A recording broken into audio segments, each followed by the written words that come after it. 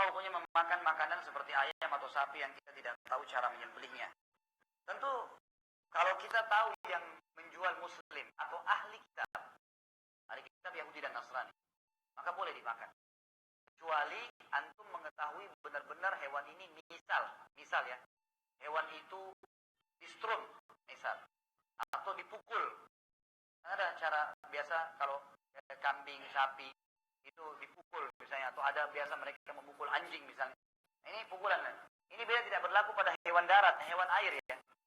Hewan air boleh, karena hewan air jadi bangkai atau dia masih hidup, ini. Kemudian ada yang biasa diketuk atau dibiarin mati, itu nggak masalah kalau hewan air, karena bangkainya pun halal.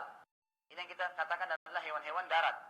Ya, hewan darat dan hewan udara, maka ini dianjurkan untuk menyembelihnya.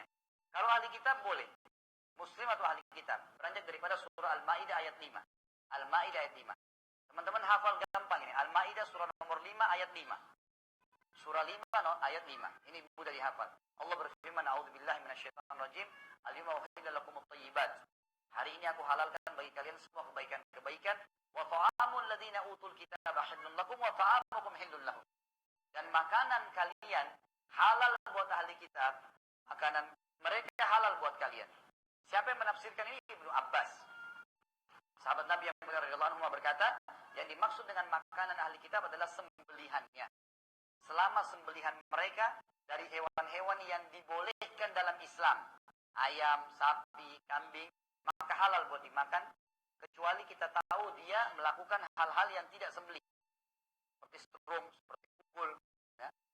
Saya dapatkan informasi di Prancis misalnya, ayam itu tidak disembelih lagi, dijepit aja di dalam alat.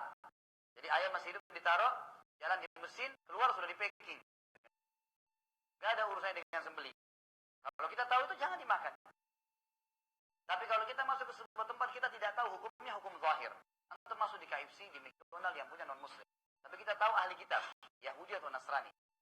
Maka kita baca bismillah makan, gak ada masalah. Kalau kita tidak tahu hukum zahir, tapi selain dua agama ini gak boleh.